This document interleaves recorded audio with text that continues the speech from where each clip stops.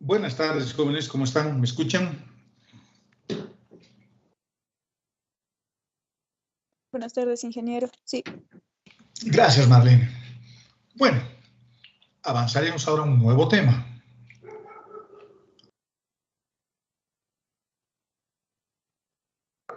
Creo que ya lo he publicado también en Teams esto. Lo que vamos a estudiar ahora son las integrales de superficie de campos escalares. Este es un poquito nuevo, ¿no? Ya no es un repaso de lo que han visto en Cálculo 2, esto ya es nuevo. Así que prestaremos más atención. Veamos.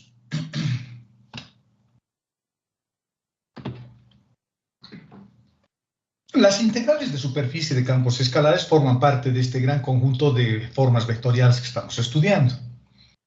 Y lo vamos a definir de una manera muy parecida a las integrales de línea de campos escalares. En realidad es lo mismo. La única diferencia es que ahora tengo dos símbolos de la integral y mi elemento de integración, mi variable de integración es un elemento de arco, pero es un elemento escalar de arco. No es, perdón, de área, quiero decir, no es el arco. Es área. Me estoy confundiendo ahí y los estoy confundiendo a ustedes posiblemente. Esto es un elemento de área. Es un elemento de área. No es el arco. Y esta es una función escalar de punto. Ahora, el elemento de área, jóvenes, lo puedo definir de varias formas, el elemento de área. Les voy a dar en principio, tres formas de definir el elemento de área y luego les voy a mostrar una forma adicional después, cuando veamos algunos ejercicios. Veamos. ¿Qué pasa cuando el área se expresa como una función vectorial? Para eso yo necesito tener al área expresada como un vector. Eso lo hemos visto en el capítulo anterior, cuando veíamos curvas y veíamos superficies. Entonces yo puedo tener a una superficie usando parametrización de Monge o usando algún tipo de parametrización de acuerdo a lo que hemos repasado, es decir, meter una superficie dentro de un cilindro, dentro de una esfera o dentro de un paralelepípedo y obtener su forma vectorial, y a partir de su forma vectorial obtener sus formas parametrizadas. Y en este caso, como es una superficie, vamos a tener dos parámetros, ¿no? Porque si el vector de posición dependiera solo de un parámetro, sería una curva. Pero si tengo dos parámetros, es una superficie. Cada parámetro es como si fuese un hilo. El hilo U y el hilo B, que al tejer esos dos hilos, yo voy a tener una curva. Una superficie, perdón. Una superficie así, más o menos. Como esta. Con el hilo U voy a tener muchas curvas sobre la superficie. Muchas curvas sobre la superficie. Con el hilo U, con el parámetro U. Y con el parámetro B voy a tener otros hilos. Y esto es como tejer una chompa, ¿no? La forma vectorial de una superficie es como tener un tejido. Es en realidad un tejido. Y cuando yo calculo, o cuando hallo sus vectores tangentes, voy a tener un vector tangente para el hilo verde y voy a tener otro vector tangente para el hilo morado, y eso voy a tener en cada uno de los puntos. Por lo tanto, cuando yo expreso a mi superficie como si fuese un tejido, una función vectorial en otras palabras, voy a tener que esa superficie va a poder expresarse a través de una función vectorial como esa. Y encontrando las derivadas, estas que tengo acá, y haciendo el producto vectorial, voy a tener un vector cuyo tamaño va a ser similar al área de ese paralelogramo que voy a tener sobre la superficie. Y como estamos hablando de elementos diferenciales, esa área va a ser un punto prácticamente. Entonces puedo hallar el elemento diferencial de área a través de esta expresión, como el módulo del producto vectorial entre esos vectores R de U y R de B. ¿Qué pasa si la superficie me lo dan como una función escalar de punto? Cuando eso sucede, me tengo que acordar de cálculo 2 porque es básicamente lo mismo. Lo que voy a hacer es proyectar la superficie ortogonalmente sobre alguno de los planos. Por ejemplo, si la superficie me la dan así, z, no sé, una cosa como es, z igual a x al cuadrado más y al cuadrado, por ejemplo, me lo dan así, más y al cuadrado. Me lo dan así, un paraboloide. Entonces, lo que tengo que hacer en esos casos es acordarme, reitero, de lo que hacíamos en cálculo 2. Proyectar la superficie sobre alguno de los planos coordenados. Si aquí tengo mi paraboloide, digamos así, lo que hago es proyectarlo ortogonalmente sobre el plano XY, por ejemplo, porque aquí tengo XY como variables de integración y coloco mis límites en el plano XY. Pero lo proyecto, es la sombra, esta cosa amarilla que he dibujado ahí, es la sombra de mi paraboloide sobre el plano XY, de este mi paraboloide. Entonces, cálculo 2. Pero lo puedo proyectar también sobre cualquiera de los planos, ¿no? El plano XY es un plano familiar para nosotros posiblemente, pero no es el único plano. Hay 3 planos coordenados. Cuando lo proyecto sobre el plano XZ, la expresión será esta. Y cuando lo proyecto sobre el plano YZ, la expresión será esta.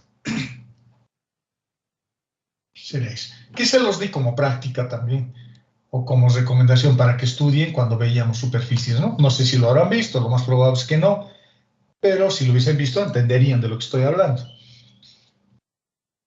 Fíjense que cuando tengo la variable despejada z, z es la que se deriva, ¿no? Cuando tengo la variable y despejada, y es la variable que se deriva en términos de las variables x y z. Y cuando tengo x como variable despejada, es x la que se deriva en términos de y de z. Y las variables de integración serán x y en el primer caso, xz en el segundo caso, esta, y yz en el tercer caso. Va a depender dónde lo proyecte, va a depender del problema. Esa es la otra posibilidad. Fíjense que cuando yo utilizo la forma vectorial no proyecto absolutamente nada, pero sí tengo que definir su dominio de definición en el plano V. En cambio acá los proyecto sobre nuestros planos familiares, los planos coordenados, y coloco límites en esos planos coordenados. La otra posibilidad es con cosenos directores, que básicamente es muy parecido al anterior. También proyecto mi superficie ortogonalmente sobre alguno de los planos coordenados, solo que ahora estas expresiones son diferentes. Son así. El elemento de área, bueno, esto es S mayúscula, aquí he puesto S minúscula, pero es S mayúscula, en los 3 casos, porque S minúscula es el arco, ¿no? Y S mayúscula es el área.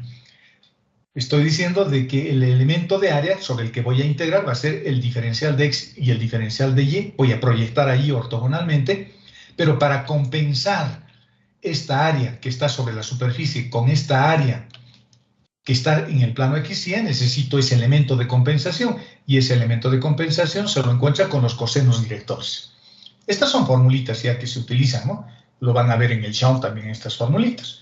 Y ese coseno director lo vamos a encontrar, como seguramente ustedes pueden adivinar, proyectando el vector n, el vector normal de la superficie que es unitario, sobre el vector k.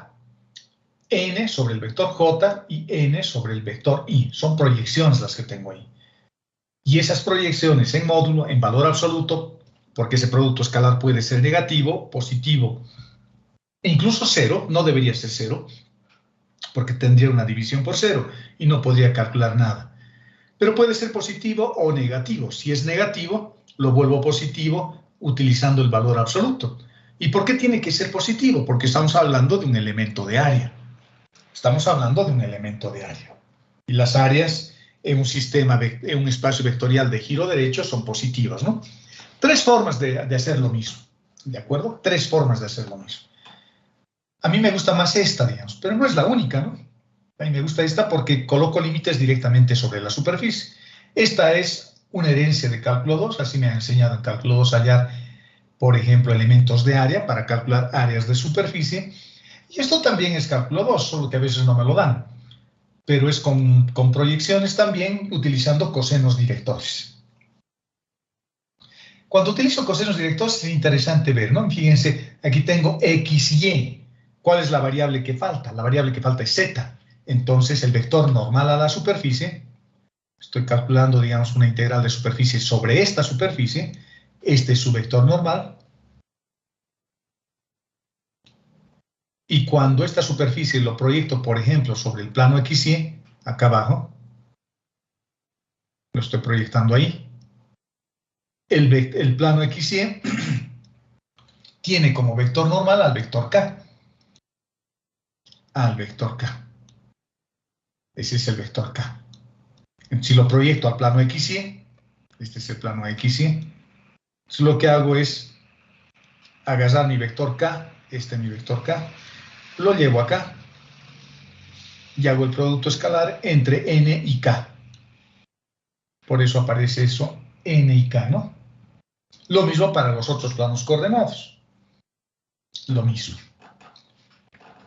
Por lo tanto, el coseno de alfa, el coseno de beta y el coseno de gamma son los cosenos directores del vector normal unitario. Son los cosenos directores del vector normal unitario, de este vector.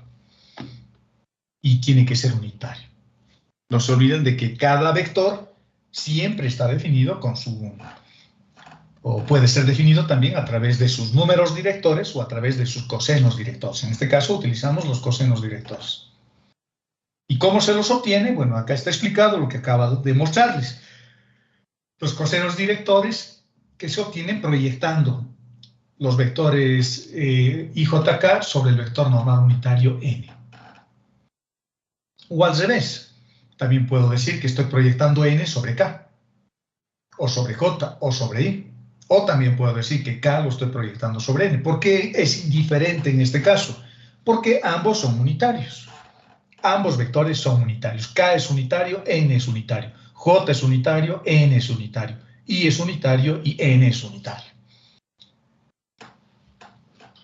Veamos las propiedades. Las propiedades que tienen estas integrales de superficie de campos escalares. La primera propiedad. Si me fijo en el primer método, en esta para encontrar el elemento de área, acá he parametrizado mi función, mi superficie, y de tal forma que puedo obtener una expresión vectorial para la superficie. Es un vector que está describiendo a la superficie. Lo estoy dibujando con un vector, como si fuese un rayo láser, ¿no? Que va llegando hasta la superficie y lo voy dibujando así. Pero cuando yo hago parametrizaciones o cuando yo lo llevo a su forma vectorial a mi superficie, lo puedo parametrizar de distintas formas. Lo puedo meter dentro de un cilindro, lo puedo meter dentro de una esfera, puedo utilizar parametrización de Monge, puedo parametrizar en términos de las variables X y Y, puedo hacer de distintas formas la parametrización. Hemos visto algunas reglas. Debería ser inyectiva, debería ser derivable, ¿se acuerdan? Debería ser rango 2. Esas cosas ahora no me van a servir para parametrizar eso que hemos estudiado en el capítulo anterior. Entonces, como puedo tener distintos tipos de parametrización, el resultado de la integral que vayamos a resolver después de haber hecho la parametrización no tiene que depender de la parametrización. Ese resultado tiene que ser independiente de cómo yo parametrice la curva. Otra propiedad. Si la cantidad subintegral en la definición que hemos hecho, esta cantidad subintegral, vale 1, si vale 1, la integral de superficie se vuelve un área. Me va a permitir calcular áreas. ¿De acuerdo? Espérenme un cachito, jóvenes. Son sus compañeros que llaman y llaman.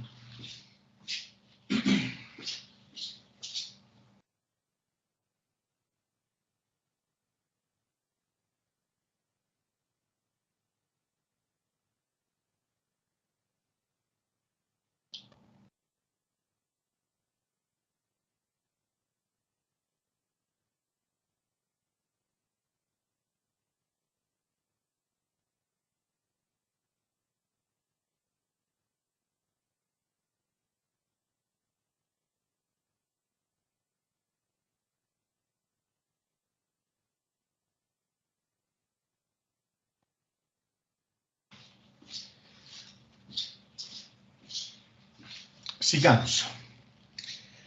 Las otras propiedades son las mismas que para cualquier integral. No se olviden que las integrales son transformaciones lineales, por lo tanto, son estructuras aditivas, básicamente. Si tengo dos funciones que se están sumando, puedo separarlas y evaluar cada una de las integrales de superficie de manera separada. Luego, las constantes las voy a sacar de la transformación o de la integral. K tiene que ser una constante. O puedo unir superficies, ¿no? Superficie 1 con superficie 2, con la condición de que la superficie S resulte de la unión de la superficie 1 con la superficie 2. Si yo quiero resolver sobre una superficie, por ejemplo, así, una integral de superficie sobre una superficie como esta, lo podría dividir en dos partes. Digamos así. Y voy a tener una superficie amarilla y vamos a tener una superficie, no sé, rosada. Las dos, si las uno, voy a tener la superficie total. Entonces, lo que me dicen es, tú podrías resolver la integral de superficie para la superficie amarilla y la rosada y luego lo sumas. Pero la función va a seguir siendo la misma. Lo que se ha cambiado es la superficie, la que se ha dividido es la superficie. Esta es la que se ha dividido. Pero la función es la que está encima de todo.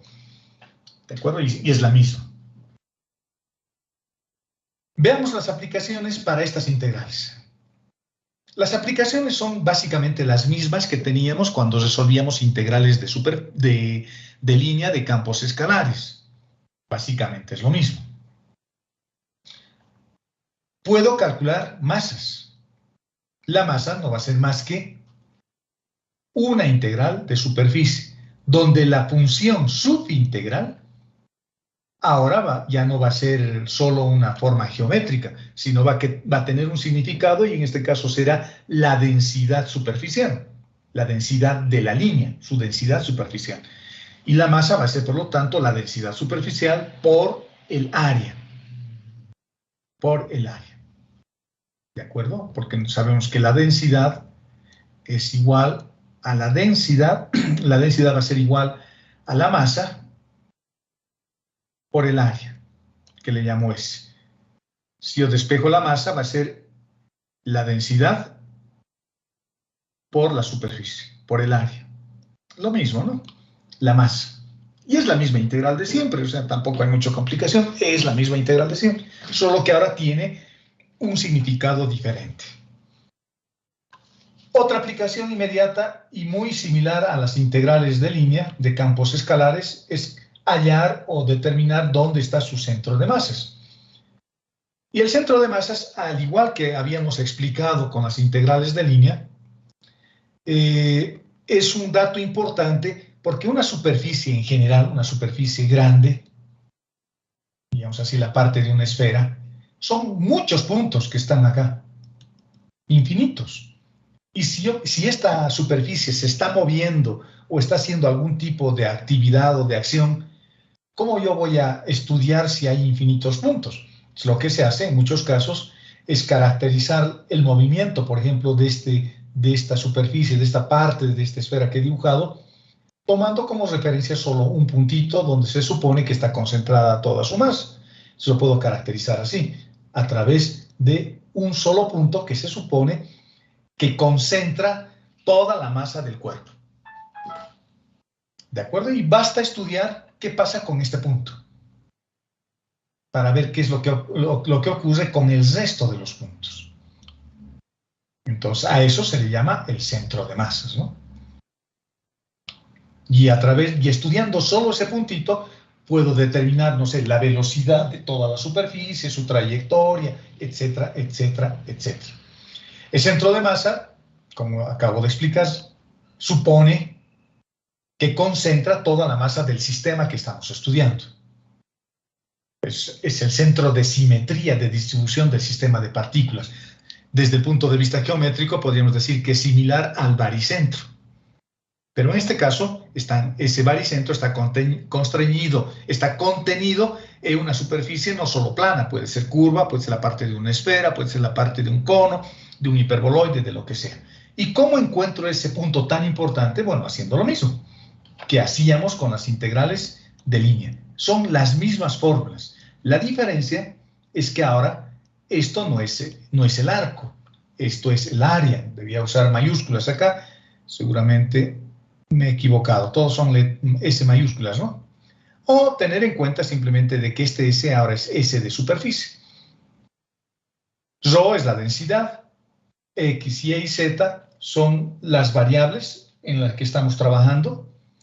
Y fíjense, es igual como expliqué la clase, esa clase, ¿no? Cuando veíamos las coordenadas del centro de masa en curvas. Es como si esta masa se cancelara con esto que es la masa. La masa, fíjense cómo es. La masa es la densidad superficial, la densidad de la lámina por la superficie. La densidad por la superficie. La densidad por la superficie. Y aparece este X, y aparece este Y, y aparece este Z. Que es justo lo que quiero hallar. X, Y y Z. Es como una regla memotécnica fácil. ¿Sí? Esta masa también se cancela con lo que tengo acá y esta masa también. Si me queda solo X, solo Y y solo Z. Y a lo que tengo como integral, vamos a borrar estas líneas para que no se confundan. Lo que yo tengo como integral, toda esta parte, solo eso que lo estoy resaltando con amarillo y que lo voy a volver a resaltar con rosado para que me dé un naranja más suavito, solo eso se llama momento estático. Y los momentos estáticos se los mide siempre respecto a un plano. En este caso, el momento estático para la variable X será respecto al plano Y, Z. Para la variable Y, el momento estático que debo calcular es con relación al plano X, Z. Y no es más que la distancia por la masa. El momento estático, parecido al momento de inercia, ¿no? El momento de inercia es la masa por la distancia al cuadrado. ¿De acuerdo? Pero los momentos estáticos se miden siempre sobre planos. Momentos de inercia. Siempre es bueno explicar lo que significa estas cosas, ¿no? Porque lo fácil sería decir, estas son las ecuaciones y calculen. Pero siempre es bueno ver más allá, siempre es bueno ver la idea intuitiva, la idea detrás, la idea importante de lo que estamos estudiando, porque no es solo calcular una integral. A mí no me gusta solo calcular una integral, no me dice nada eso. Empieza a tener significado cuando lo que estoy calculando tiene un significado y una aplicación en la realidad. Y las coordenadas del centro de masa estoy viendo que sí son importantes porque me permiten caracterizar o el movimiento o la trayectoria de un conjunto de partículas a través de un solo punto, que es las coordenadas del centro de masa. El otro elemento que se estudia son los momentos de inercia, que también lo han debido estudiar en física. Esto es la masa por la distancia elevada al cuadrado. Los momentos de inercia se llaman también momentos de área, segundo momento de área, o también se le llama segundo momento de inercia o momento de inercia de área. ¿De acuerdo? Y es una propiedad geométrica que tiene que ver con los movimientos rotacionales, porque se mide respecto de un eje, a diferencia de los momentos estáticos que veíamos acá, que se referían o que se medían usando como referencia un plano. Acá se usan como referencia un eje. ¿De acuerdo? Se toma un eje como referencia. Y el momento de inercia, usando la integral para calcular, es la suma de los productos que se obtienen de multiplicar cada elemento de masa por el cuadrado de la distancia al eje. ¿De acuerdo? Es lo que estaríamos haciendo cuando integramos para toda la superficie. Por lo tanto, se miden respecto a un eje de giro. Y es en realidad este momento de inercia un elemento muy parecido o desempeña un papel análogo, similar al de la masa inercial, en el caso del movimiento rectilíneo. Cuando ustedes se están moviendo y apretan el freno, la inercia hace que se siga moviendo, ¿no? En este caso es lo mismo, solo que ahora no me estoy moviendo en trayectoria rectilínea, me estoy moviendo respecto a un eje de giro. Entonces es muy parecido, la idea es lo mismo. Es muy parecida a la idea de la masa inercial en el caso del movimiento rectilíneo y uniforme. ¿De acuerdo? Y como es fácil de darse cuenta, el momento inercial va a depender de la distribución de la masa de un cuerpo. Si tengo un cuerpo, no sé, con una densidad variable, aquí más denso, digamos, en este lado, y en este otro lado, esta zona que estoy achurando es más denso y en este otro lado es menos denso, el momento de inercia va a ser diferente. Y va a ser diferente además en cada eje. El momento de inercia respecto al eje X, respecto al eje Y o respecto al eje Z va a variar. No va a ser el mismo, ¿no? Porque va a depender de la distribución de la masa y va a depender del eje de rotación que estamos tomando en cuenta. Y eso es lo que dice también este párrafo, en el que he explicado varias cosas, ¿no? El momento de inercia puede ser distinto, si se consideran ejes de rotación distintos también. Y esta parte es interesante. El cuerpo va a girar o vamos a tener el máximo momento de giro que tenga la máxima masa. La masa, y el párrafo hay que leerlo desde acá. Mientras más masa tengamos y esté más alejada del eje de rotación, mayor va a ser su momento de inercia. Entonces, si mi masa está más próximo al eje X o al eje Y o al eje Z, vamos a tener un momento de inercia mayor cuanto más alejado esté nuestro cuerpo del eje de rotación. Y hay un teorema, un principio que se llama el momento de menor estado energético, que es el teorema o el principio de Janivikov. Si lo leen ahí en el internet van a encontrarse, se van a sorprender con cosas interesantes sobre este fenómeno, sobre el momento de inercia. Y es bien útil. Otra cosa es que nunca lo veamos, digamos, luego en nuestras carreras, ¿no? Pero es bien útil, por ejemplo, en temas de movimiento donde hay rotaciones, ¿no? Porque a mí me interesa saber si va a girar o no va a girar mi masa respecto a un eje. Y sus unidades normalmente son las unidades de longitud al cuadrado.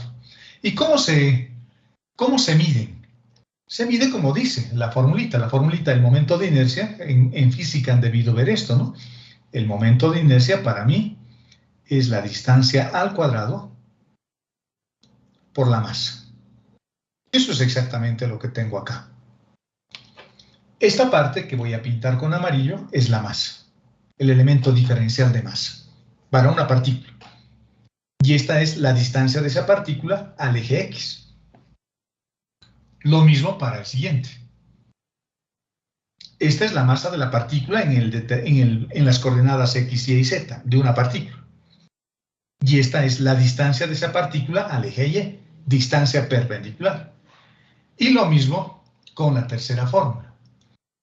Esta es la masa de la partícula en un determinado punto y este otro es su distancia al eje Z. Estas fórmulas no es necesario que nos aprendamos de memoria, ¿no? Siempre lo puedo tener en un formulario, pero es fácil de deducir. Y si ustedes se dan cuenta, lo hemos hecho ya en el anterior caso, acá es lo mismo. Estas distancias al cuadrado son fáciles, súper fáciles de deducir, ¿no? Lo podemos volver a ver por si acaso para que nos acordemos. Como estamos integrando para miles de partículas que forman parte de una superficie, vamos a suponer que una de esas miles de partículas está por acá. Esa partícula que he dibujado ahí está en la superficie y sus coordenadas son X, Y y Z. Pero ese puntito forma parte de una superficie. Es un punto que pertenece a una esfera, o a un paraboloide o a cualquier superficie en general. Cuando mido la distancia perpendicular al eje X, esta será su distancia al eje X. Hasta ahí. ¿Y cuáles serán sus coordenadas? Sus coordenadas serán X, Y, que vale 0, porque estoy sobre el eje X, y en Z valdré 0, porque nuevamente reitero, estoy sobre el eje X, y X tiene que ser la misma que tengo acá. Es la misma variable X, porque es distancia perpendicular. Esta X tiene que ser la misma que esta. Y si yo construyo ese vector de acá a acá, voy a tener X menos X, 0. Coma.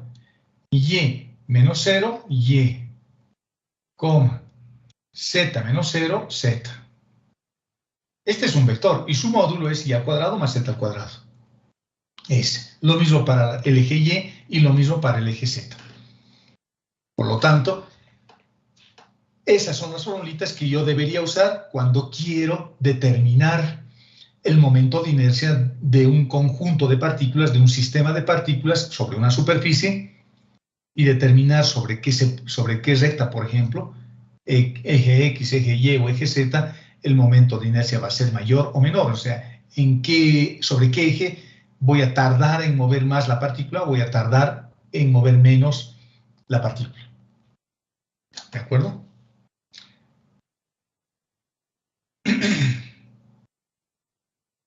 Sigamos. Bueno, esta es su teoría, no es mucho, simplemente sus aplicaciones. No estamos haciendo demostraciones formales, nos vamos a concentrar simplemente en la parte aplicativa. Veamos algunos ejemplos de todo lo que hemos hecho. Calcularemos el área de la porción de una esfera unitaria. ¿Cuál es mi esfera? Es esta mi esfera unitaria. Comprendida entre dos planos. Dos planos paralelos a los ejes. Este es el dibujo que hice en GeoGebra. Mi esfera unitaria, la roja que están viendo ahí, y los planos son estos. Este es el plano z igual a raíz de 2 sobre 2, y el que está acá abajo es el plano z raíz de 2 sobre 2 negativo. Y yo quiero hallar el área de esta parte, de la barriga de la esfera. Vamos a hacerlo un poquito más grueso para ver. De esta partecita, quiero hallar el área de esto. Solo de esa partecita.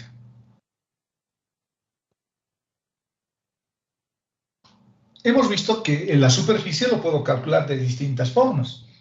Lo puedo expresar como si fuese un vector a la superficie, y puedo usar coordenadas esféricas o cilíndricas, o puedo usar el método de las proyecciones. En este primer ejercicio voy a usar el método de las proyecciones. Voy a decir, voy a hallar solo de esta partecita y lo voy a proyectar sobre el plano XY. Y la proyección sobre el plano XY va a ser estito. Y al otro lado voy a tener también lo mismo. Voy a tener un anillo, su proyección, en su proyección.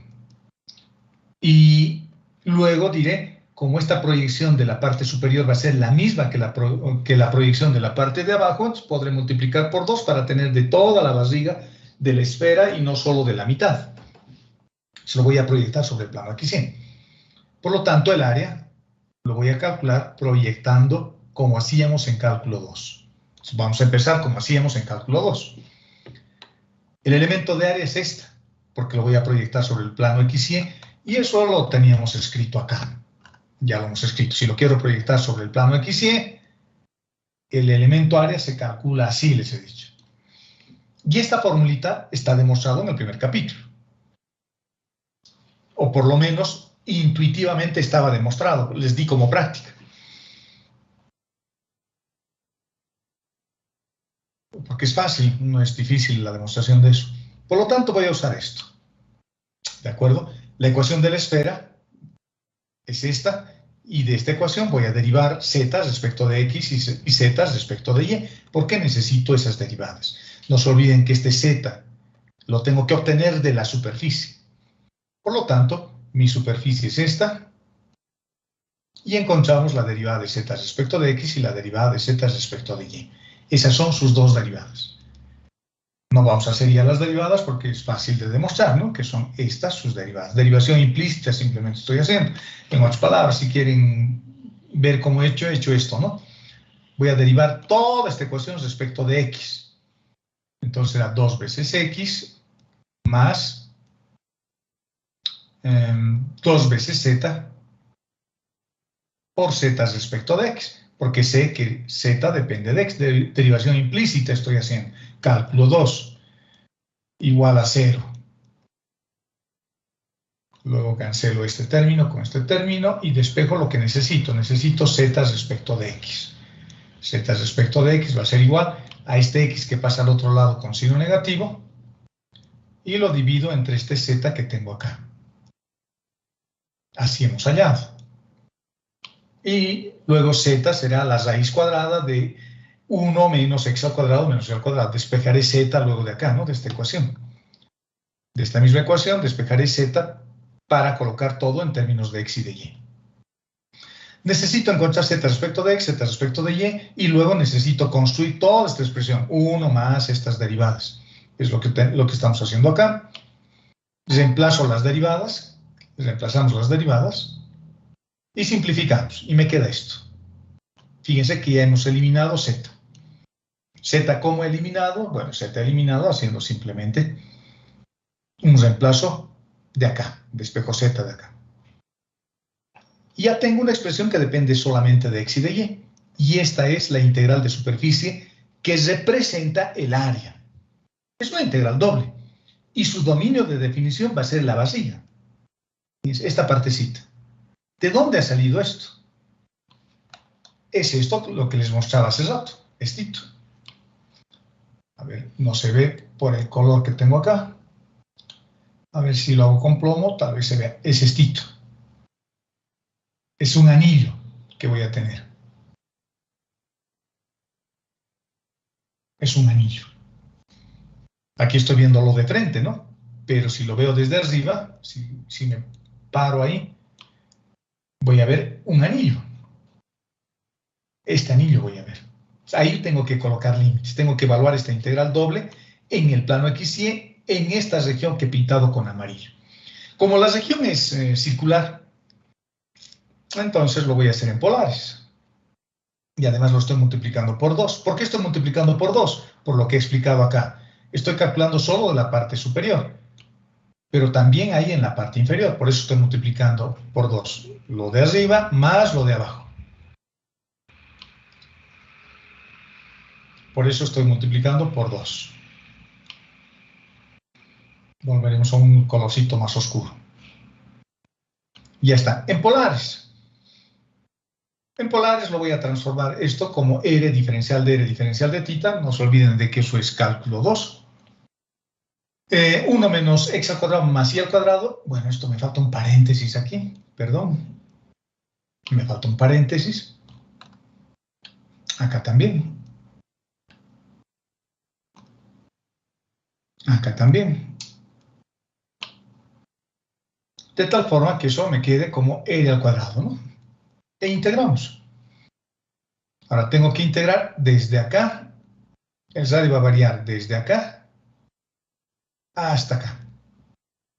El radio de la esfera valía 1. Entonces, lo que tengo que hacer es encontrar el radio de la circunferencia interna. Y eso se obtiene intersectando, ¿no?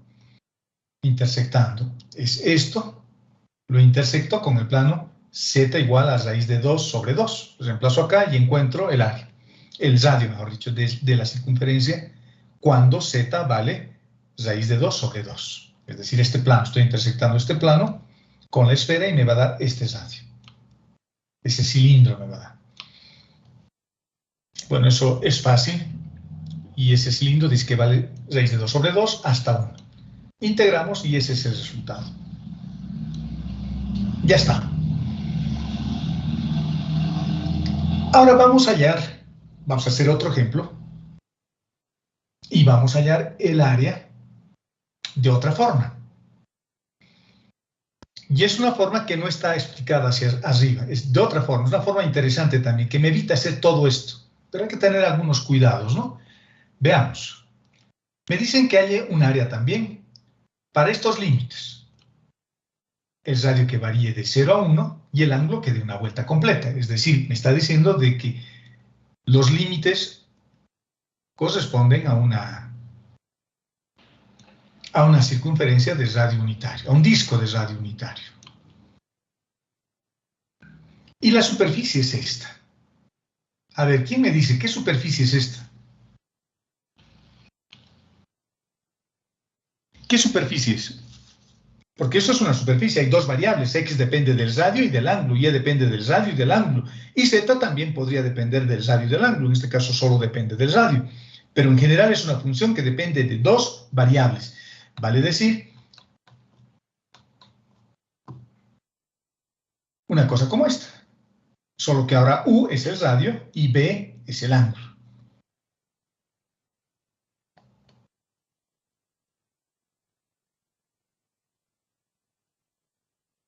¿Qué superficie es esta?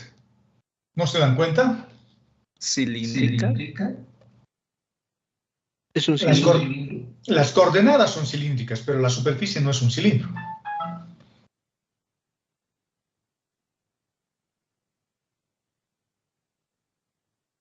¿Se dan cuenta, jóvenes? Hay muchas deficiencias, ¿no?, en nuestro aprendizaje. Si no podemos reconocer eso, estamos en problemas.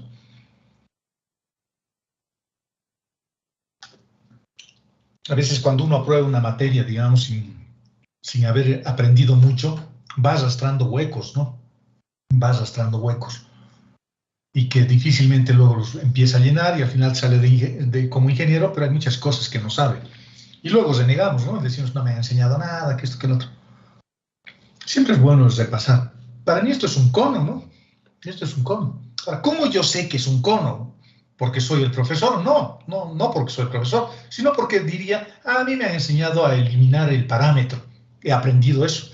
Y voy a elevar x al cuadrado, x y y los voy a elevar al cuadrado y me va a quedar, y los voy a sumar, y me va a quedar x al cuadrado más y al cuadrado igual al radio al cuadrado.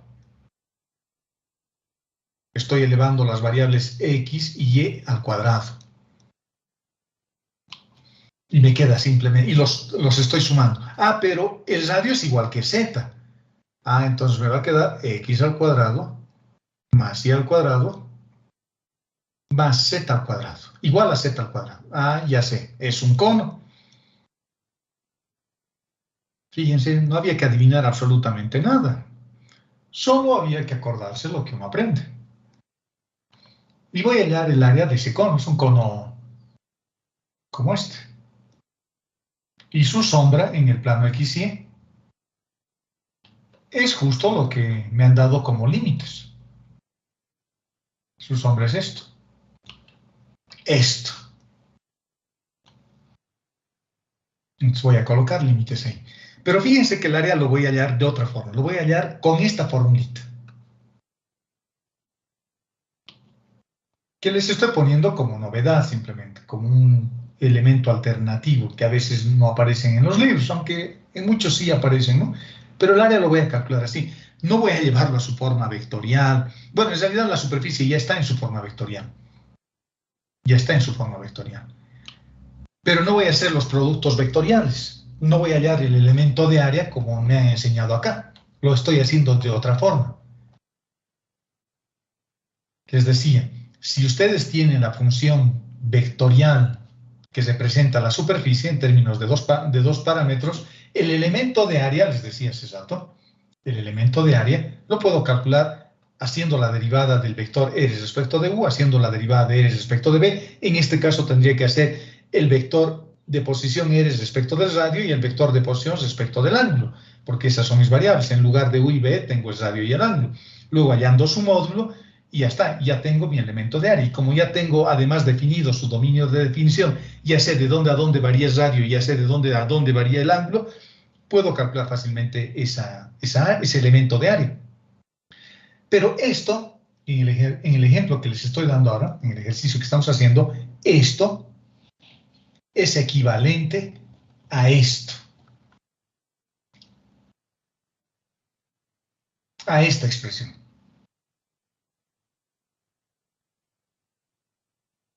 Con puros jacobianos. Fíjense, el jacobiano cuando voy de x y y al plano r θ. El jacobiano cuando voy de y z al plano r θ. Y el jacobiano que voy desde x z hasta r θ. Puro jacobianos. Eso es lo mismo que eso que les acabo de demostrar como el módulo de r del vector de posición que representa la superficie, en este caso sería respecto del radio, por el módulo del vector de posición, el vector de posición respecto del ángulo. Ahora, seguro se están confundiendo. ¿Quién es este señor, el vector de posición? ¿Quién es este? Ah, ese es r coseno del ángulo, coseno de θ en la dirección de y, más r seno de θ en la dirección de j, y más r veces en la dirección de K. En otras palabras es esto, ¿no? Esto. Solo que aquí me lo han dado como ecuaciones paramétricas, pero no como un vector. Pero estas son las componentes de mi vector. En la dirección de X, en la dirección de Y y en la dirección de Z, en base canónica. Ese es el vector que representa la superficie cónica. Entonces, ese elemento de área también lo puedo calcular así. De otra forma. Entonces empiezo hallando los jacobianos. Del plano X y al plano eretita. Empezamos con ese jacobiano. Del plano X y al plano eretita. Y eso es fácil, porque ese jacobiano en cilíndricas o en polares vale R. Luego hago el jacobiano de YZ, del plano YZ al plano eretita. Derivo Y respecto del radio, Y respecto de tita, Z respecto del radio, Z respecto de tita, lo que han aprendido en cálculo 2, construyo mi determinante y calculo el jacobiano, que sale esto. Y luego de XZ al plano eretita, lo mismo, derivo X respecto de R, derivo X respecto de tita, luego derivamos Z respecto del radio, que vale 1, y Z respecto de tita, que vale 0, y encuentro también su jacobiano. Los elevo al cuadrado y los sumo.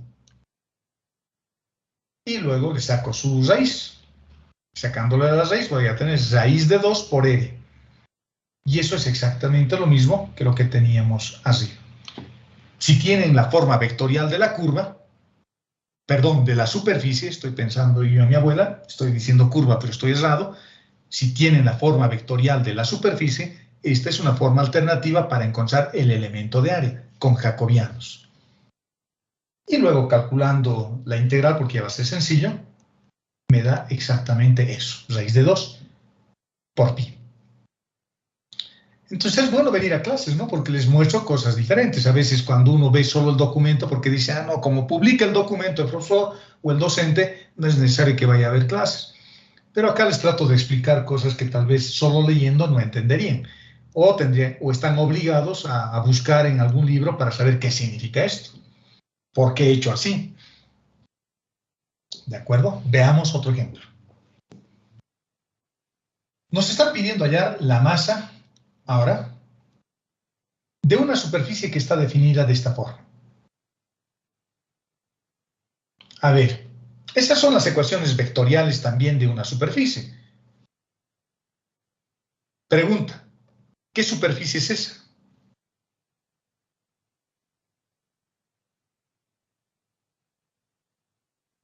Hace rato les dije que era un cono. ¿Y esta qué superficie será?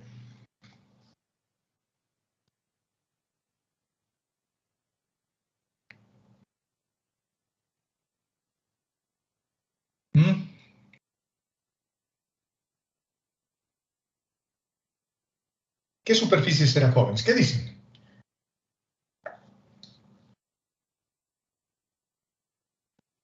Variables lineales. Puedo tratar de eliminar el parámetro también. Imagínense, puede ser lo mismo que hace rato. Puedo sumar las dos primeras, X más Y, se me va B y despejo U y los reemplazo acá. Luego resto X con Y y despejo B y los reemplazo acá y todo me va a dar una ecuación que depende de X, de Y y de Z. ¿La ecuación de qué es eso? Un plano. Un plano. Correcto, es un plano. Ahora mi superficie es un plano y estoy queriendo hallar su masa. Y me dan su densidad superficial. Su densidad dice que es una cosa como esta. Pi sobre 11, X más Y más Z. Y me dan el dominio de definición además. Este es su dominio de definición, ¿no? Una parte, un subconjunto del dominio de definición. Solo quiero en ese rango. Este es el plano. Es una especie de cinta, ¿no?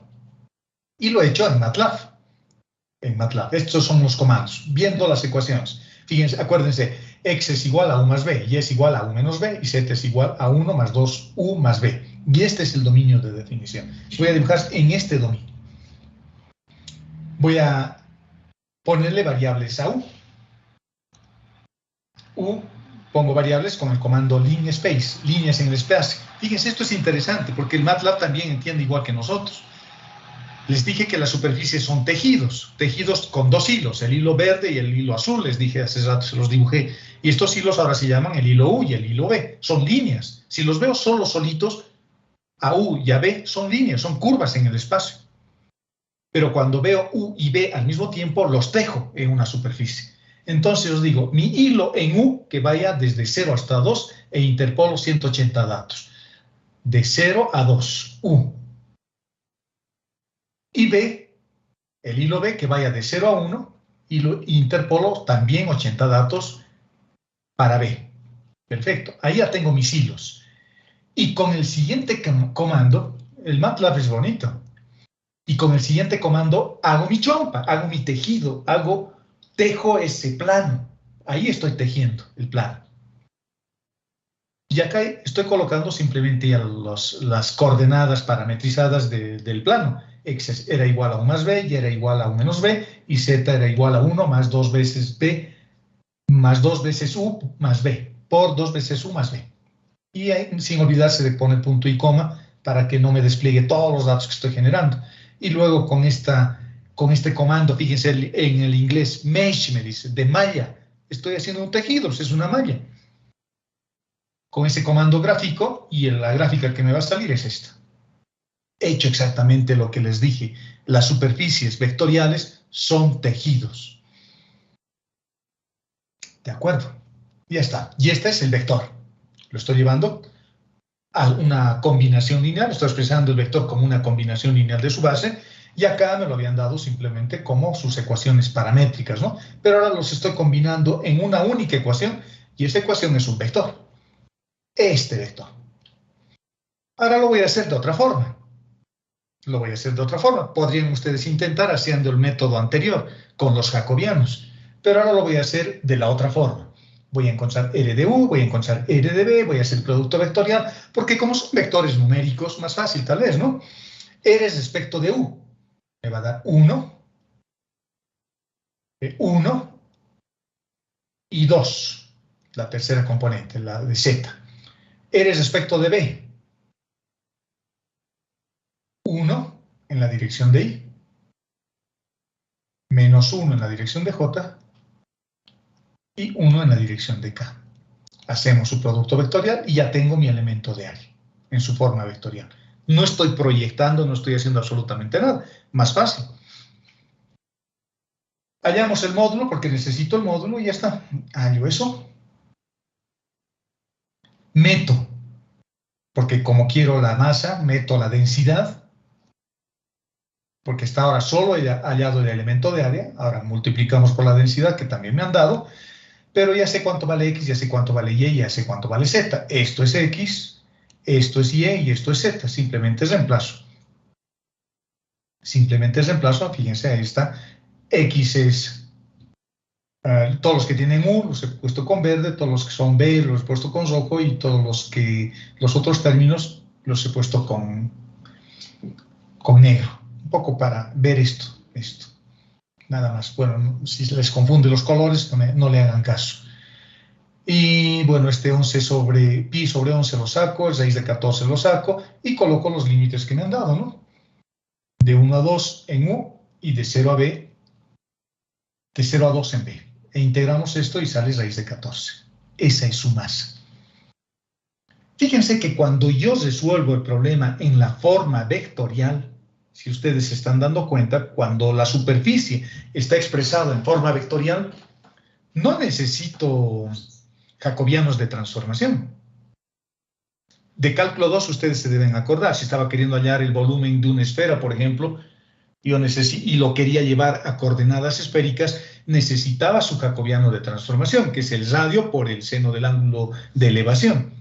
Pero cuando la superficie me lo dan en la forma de un vector, como en este caso, este es el vector que me están dando, no hay jacobianos de transformación, se coloca directamente, porque estoy evaluando directamente sobre la superficie.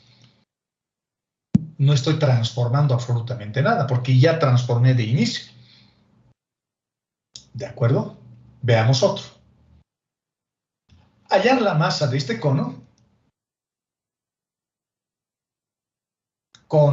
lo que habíamos visto hace rato, solo que hace rato me lo daban en su forma paramétrica, ¿no? La forma vectorial.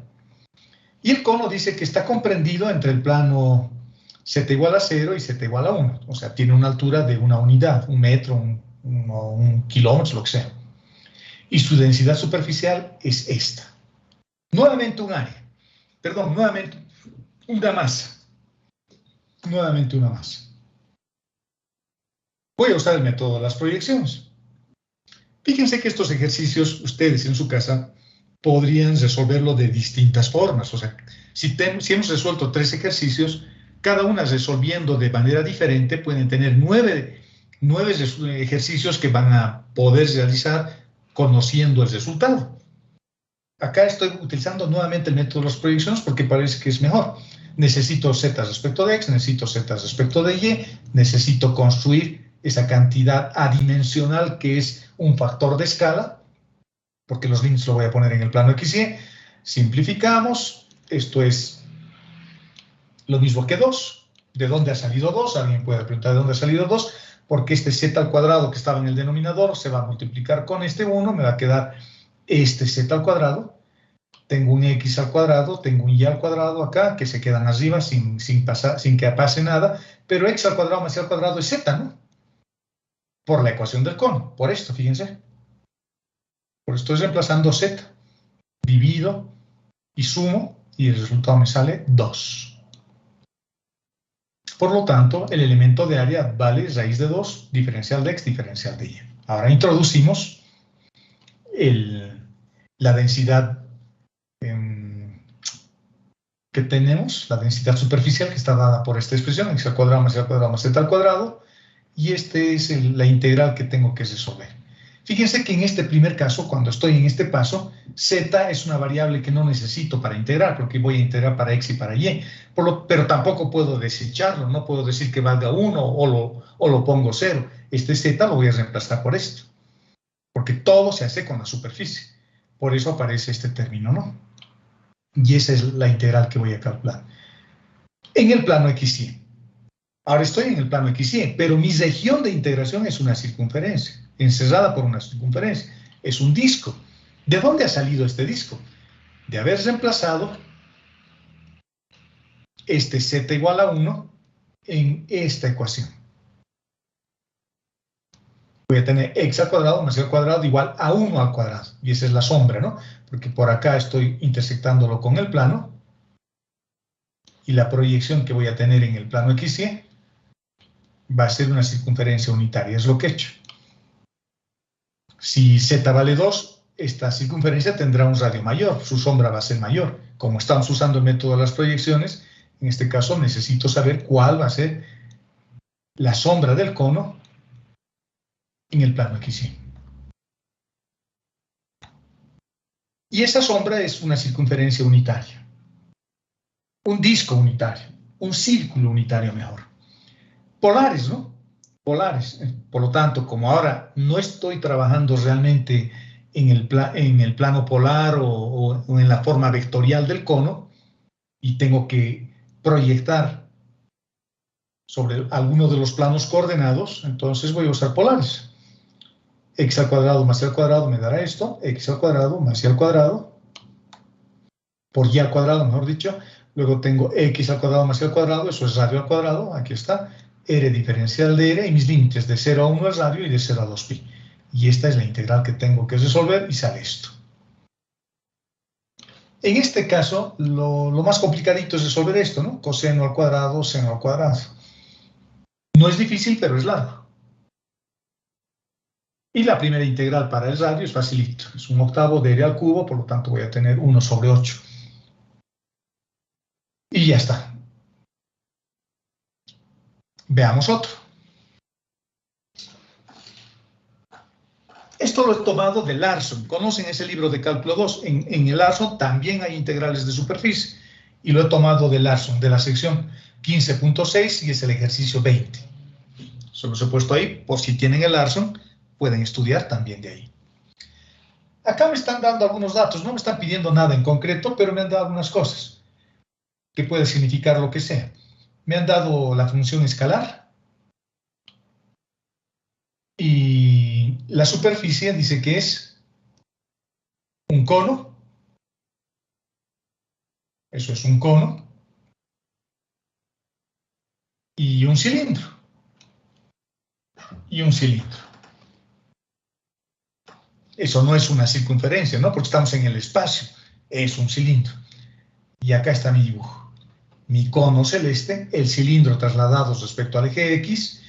Y cuando yo intersecte el cilindro con el cono, voy a tener esta hoja, que lo he puesto acá. Esta es parte del cilindro. Esta es una partecita del cilindro.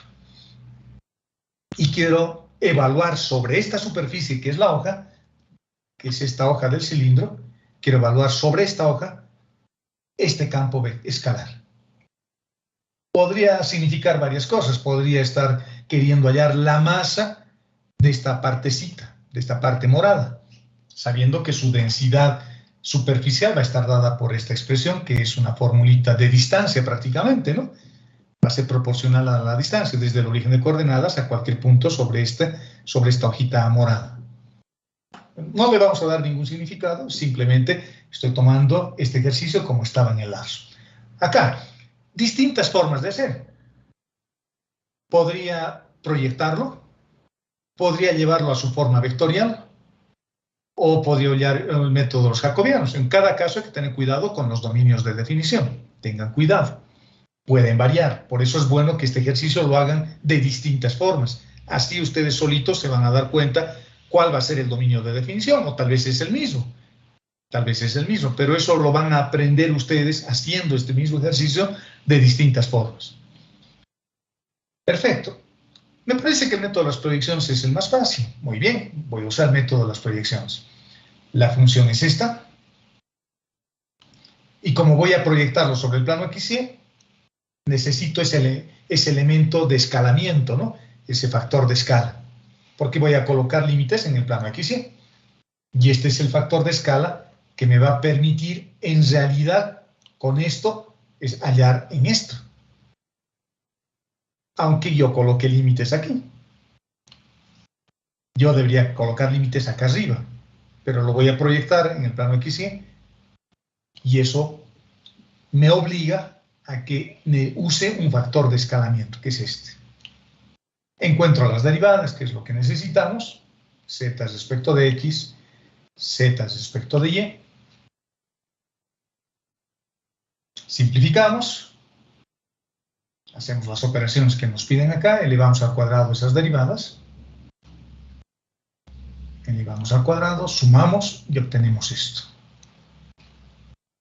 Y fíjense que en el numerador ha aparecido lo mismo que me han dado como función escalar. Por lo tanto, desaparece la raíz cuadrada y me queda simplemente esto. En esta expresión tengo z. Pero z no es variable de integración, pero no lo puedo eliminar. No puedo decir que valga 0 o que valga 1. No lo puedo eliminar fácilmente. De hecho, no se puede eliminar, no se debe eliminar. Lo que sí puedo hacer es cambiar este z por un equivalente. Y como estoy trabajando con el cono ya me da esa posibilidad. Z es igual a la raíz de x al cuadrado más y al cuadrado. Por lo tanto, voy a poner x al cuadrado más y al cuadrado acá. Y z al cuadrado va a ser lo mismo, pero sin la raíz. Y esta es la integral que tengo que resolver. Ahora voy a colocar límites. En el plano XY. Por lo tanto, en el plano XY tengo esta figura. Esto que no sé si lograrán ver que lo estoy marcando con amarillo. Ahí tengo que colocar límites. Por lo tanto, creo que polares es una mejor opción. Agarro esa circunferencia en el plano XY. Va a ser menor o igual, por eso estoy usando menor o igual, ¿no? Porque ya no estoy evaluando una integral de línea. Si estuviera evaluando una integral de línea, pusiera igual. Pero como estoy evaluando una integral de superficie, no voy a evaluar solamente sobre la curva, voy a evaluar sobre toda la región encerrada por la curva. Por eso coloco menor o igual. Aunque después me olvido y pongo igual para colocar mis límites, pero la idea es que tengo que evaluar sobre todo la región. Y eso se va a reflejar porque voy a usar dos variables. El radio va a variar y el ángulo va a variar. Bueno, tenemos esa ecuación, completo un poquito cuadrados para tener una expresión un poquito más simple, me da esto. Ahora voy a utilizar polares. Yo sé que su jacobiano de transformación es R. Y voy a transformar esta ecuación a polares, porque x al cuadrado más y al cuadrado es igual a radio al cuadrado, igual 2 veces x, pero es igual a radio por el coseno del ángulo. Coseno del ángulo, por lo tanto este radio se me va con este y me queda que el radio es igual a 2 coseno del ángulo. ¿Qué es esto? Aquí está un dibujo más bonito. Listo, colocamos nuestros límites y calculamos la integral y ya está. A ver, toda la expresión subintegral en polares, acá arriba, ¿qué voy a tener? Acá arriba voy a tener r al cuadrado. Acá abajo, ¿qué voy a tener? Acá abajo en polares me va a dar r. Por lo tanto, voy a tener este r que se me va a cancelar con este. 2r por el 2r, y acá voy a tener r por el diferencial de r por el diferencial de θ. Por lo tanto, voy a tener 2 r's y eso es r al cuadrado. Acá está lo que tenía arriba. Acá está lo que tenía abajo. Y este es el jacobiano de transformación. Puedo cancelar algunos r's. Este puedo cancelar con este. Y me queda r al cuadrado diferencial de r. Límites. El límite variará. Aquí tengo el radio. El radio va a variar desde 0 hasta esta ecuación. De 0 hasta esa ecuación. Y el ángulo variará de menos pi medios hasta pi medios. No caigan en la tentación de decir esto, ¿no? Voy a hacerle dar una vuelta completa, de 0 a 2pi. Si hacen eso está mal, ¿no? Porque aquí no hay región, no hay región. Tienen que colocar límites solo donde hay región. Y para mí hay región desde menos pi medios hasta pi medios, nada más. Entonces, y ese es un error bien común, jóvenes, que uno comete y que todos cometemos. A veces también a mí se me ocurre por flojera, digo, de 0 a 2pi y punto. No es tan automático. A las integrales hay que decirles qué cosas tienen que medir y de dónde a dónde. La integral no me lo va a resolver mi problema a mí. Yo le tengo que decir qué tiene que hacer. Entonces, en este caso, para mí hay gráficas solo entre menos pi medios y pi medios. Y ya está. Entre menos pi medios y pi medios, por este 2, ¿por qué estaré multiplicando por 2?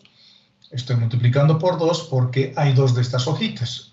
Hay uno acá y va a haber otro acá abajo.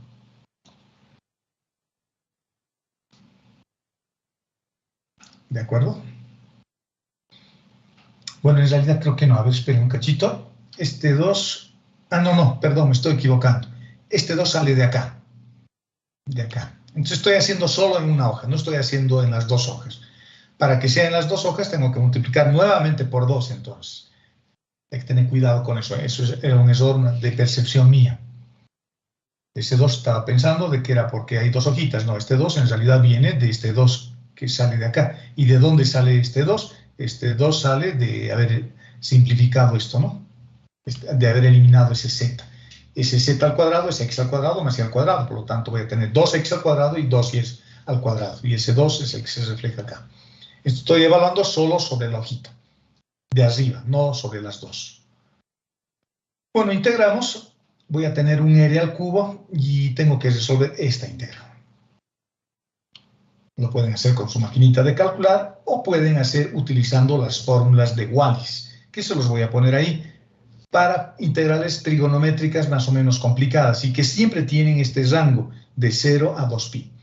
Las integrales de Wallis me permiten resolver integrales trigonométricas así grandes, seno a la n, no sé, seno al cuadrado, seno a la quinta, seno a la 16, una cosa así. A veces se complica mucho, ¿no? Porque hay que ir reduciendo. Pero los límites tienen que tener cuidado. Los límites siempre, cuando utilizo este método, siempre varían de 0 a pi medios. Siempre. No es de 0 a 2pi, no es de 0 a 3pi cuartos. Esta es una formulita ya. Y los límites ya fijados es de 0 a pi medios. Entonces, en muchos casos tal vez tenga que hacer un truco con la integral.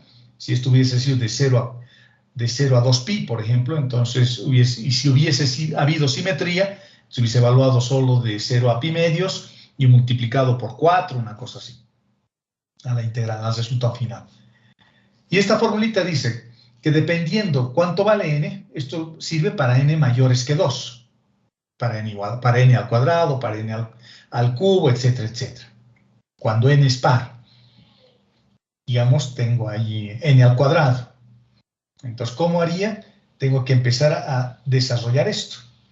1, 2, 3, 4, 5, 6, hasta el valor de n que voy a llegar. Si esto fuese, por ejemplo, 8, tendría 1, 2, 3, 4, 5, 6, 7, 8. O sea, esto hubiese sido 7 y esto hubiese sido 8.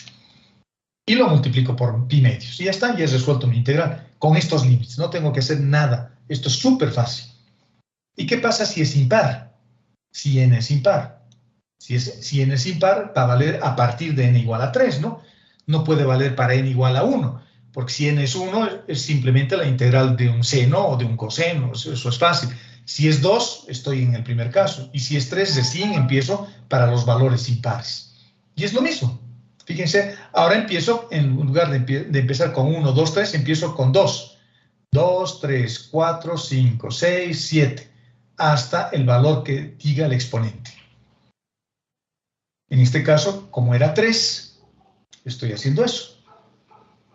2, 3, y ya hemos terminado. El término rojo hemos terminado ya, y este 32 tercios es de lo que tenía aquí adelante, ¿no? Eso no cuenta en la integral. 2 y 3, y ya está. Y sin ningún pi por delante, o a continuación, cuando es impar. ¿Qué pasa con las funciones coseno? Es lo mismo, coseno o seno. A eso se le llaman las fórmulas de Wallis. No sé si lo han visto en ecuaciones o en cálculo 1, que son fórmulas para integrar también, cuando tengo cosas más complicadas. Se llaman las fórmulas de Wallis. Y esta integral lo he resuelto con las fórmulas de Wallis. Como es impar y es un coseno y está justo como yo quiero, de 0 a pi medios, porque fíjense lo que he hecho, era de menos pi medios hasta pi medios. Se lo he multiplicado por 2 a mi resultado y lo estoy evaluando de 0 a pi y lo multiplico por 2. ¿De acuerdo? Bueno, y este 32 sale de haber hecho además la integral, ¿no? Este 2, pi medios, mejor dicho, lo estoy volviendo 0. Aquí estoy evaluando ya solo sobre la mitad. Ya estoy evaluando solo sobre esta parte de 0 a pi medios. Y como hay simetría en la región, entonces le pongo menos pi medios acá. Un 2 más, ¿no? Lo multiplico por 2. He hecho ese truco para luego resolver la integral. Esto de cambiar los límites, en vez del lugar de colocar, menos pi medios hasta pi, y colocar de 0 a pi medios y multiplicar por 2, hay que tener cuidado también. Dos motivos. Uno, que la región sea simétrica, por supuesto, para poder multiplicar por 2. Y 2, la integral también sea simétrica en sí misma. Sea simétrica en sí misma. Y con eso damos por concluido este capítulo. ¿De acuerdo? El día martes vamos a hacer lo último. Y me he guardado para el último porque es el tema más nuevo que hay. Porque lo que vamos a estudiar ahora van a ser integrales de superficie, igual como ahora. Solo que ahora vamos a tener, es decir, el martes, un campo vectorial. Ya no va a ser un campo escalar, que se va a multiplicar sobre un elemento de área. Sobre un elemento vectorial de área. Esto voy a evaluar o vamos a estudiar el martes. Lo que hemos estudiado ahora es una cosa parecida, solo que mi campo es un escalar, no es un vector, por eso no le pongo una flechita encima. Y esto es un elemento, es el módulo del área. Es el módulo del área. Es muy parecido, la expresión es muy parecida, solo que ahora voy a tener vector y voy a tener también vector, y por lo tanto el producto tiene que ser producto escalar. Y estas integrales son bien interesantes y bien útiles, porque lo que voy a evaluar ahora es el flujo que atraviesa un campo vectorial sobre una parte de una superficie. Por ejemplo, yo tengo una membrana, no sé, una cosa como esta, una superficie así, en la parte superior, voy a tener mi sistema de referencia, y acá voy a tener un campo vectorial que está atravesando esta membrana. No sé, un campo vectorial, digamos así, un campo vectorial. Eso es F vector, este F. Un campo vectorial. Y cuando yo evalúe esta integral de superficie, lo que en realidad vamos a estar calculando es el campo vectorial que estoy atravesando, o que está atravesando, mejor dicho, esa superficie. Entonces, esto, si se dan cuenta, es útil, por ejemplo, para los civiles, ¿no? Cuando quieran cuantificar, no sé, un fluido que está atravesando una membrana, o para los electrónicos, cuando quieren cuantificar cuánto campo electromagnético está atravesando un radome de una antena, por ejemplo. Entonces, es bien interesante. Eso es lo que vamos a estudiar el siguiente martes. Y el siguiente viernes, antes de nuestra semana de exámenes, vamos a hacer una clase de ejercicios. En realidad vamos a tener esa clase de ejercicios más lo que podamos hacer el martes, ¿no? Como ahora que hemos hecho también varios ejercicios, les hemos dado varias cosas. En teoría ya es cuestión de que estudien ustedes simplemente. Ya saben cómo se calcula, les hemos dado varias formas. En muchos casos es repasar lo que han hecho en cálculo 2. Hay una forma vectorial que es poderosa y a partir de ahora les toca a ustedes estudiar, cuantificar, estudiar y estudiar para todos los casos posibles que puedan encontrar. En el internet van a encontrar un montón. Y el martes, reitero, vamos a terminar este capítulo con esto. Con esto. Y hasta ahí va a ser su primer parcial. Primer y segundo capítulo. Integrales vectoriales y diferenciación vectorial. Es harto, ¿no? Porque hay curvas, hay superficies, hay invariantes vectoriales, hay demostración de identidades vectoriales, hay integrales de línea de campos escalares, hay integrales de línea de campos vectoriales, hay integrales de superficie de campos escalares, lo que hemos hecho ahora, y va a haber integrales de superficie de campos vectoriales. Hay harto para estudiar. Si se descuidan, es muy probable que no les vaya bien, ¿no? Si es que no estudian. Respecto a la práctica, que también es de interés para todos, la práctica la tienen que entregar en teoría hoy creo, a las 6 de la tarde. Pero me han estado llamando varios de ustedes, varios de sus compañeros, indicando de que tienen clases y demás, y demás temas. Así que la práctica me la van a entregar el domingo a las 5 de la tarde. Porque mañana tampoco pueden, porque dice que hacen topografía, creo que me han dicho los civiles, y que los estoy perjudicando, que esto, que lo otro. Entonces, la única opción que se me ha ocurrido es que lo hagamos el día domingo a las 5 de la tarde, porque mañana en la mañana yo no puedo. Prácticamente todo el día no puedo, a partir de las 5 sí puedo, pero a las 5 ustedes creo que no pueden. Ahora, ¿en qué va a consistir la práctica? La defensa de la práctica. Primero, no tienen que subir nada a la plataforma. Si quieren hacerlo, lo pueden hacer, pero no va a valer de nada, no vale en ningún punto. La defensa de práctica es un examen. El día domingo les voy a tomar un examen. Y el examen, las preguntas del examen van a salir de la práctica. Pueden ser las mismas o modificado un poquito. Con los datos.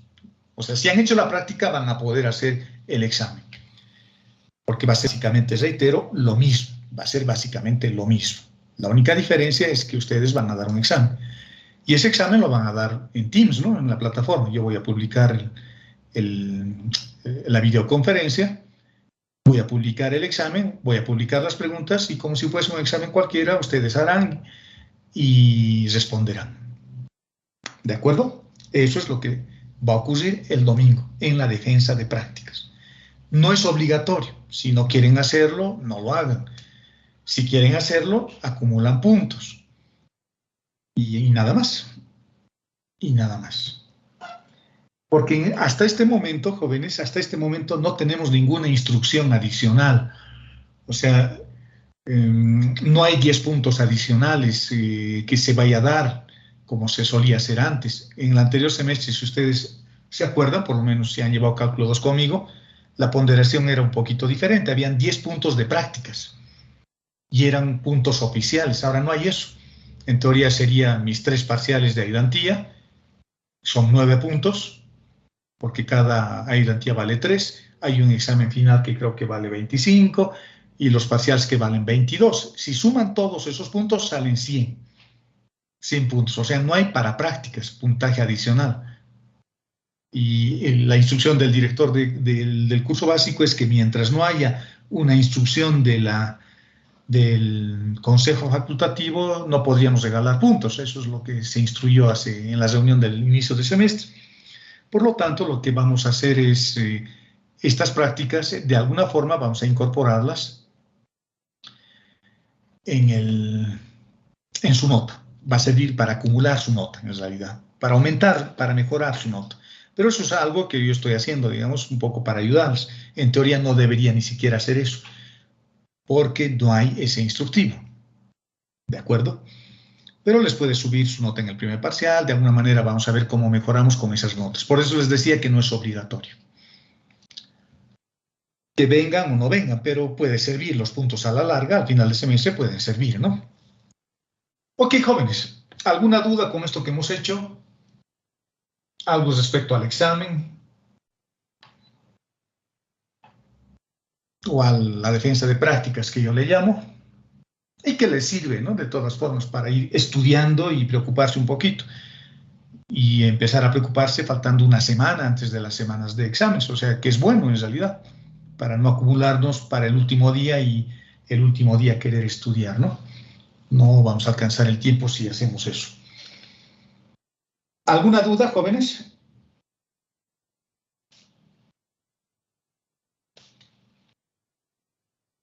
Ninguna. Parece que todos están callados y nadie dice nada.